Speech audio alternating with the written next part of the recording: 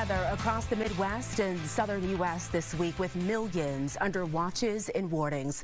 Floodwaters forcing problems for neighborhoods in Michigan with water nearly reaching the windows, as you saw there, of several cars. And this is a look at the damage in northeast Arkansas after a tornado touched down yesterday. The winds ripped through homes and even lifted vehicles, leading to a massive cleanup for residents and workers there. And in Selmer, Tennessee, that's about an hour east of Memphis. Severe weather tearing through neighborhoods. 4 people are dead in Tennessee and Missouri after storms late last night into this morning. Next thing you know, the wind got real still and dry. And next thing you know, you just heard a loud wind come past you.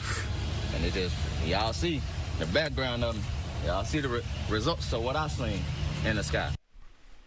Yeah, unfortunately, this is that time of year, severe weather season. Mm-hmm.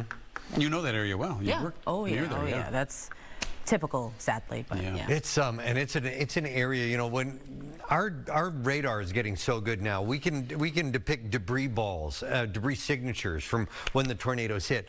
Biggest problem is trying to chase the storms there and get eyeballs on them. You know, it's hilly. There's trees everywhere. For chasers, it's brutal. And it was a hard day yesterday. Over 45 tornado warnings. Wow.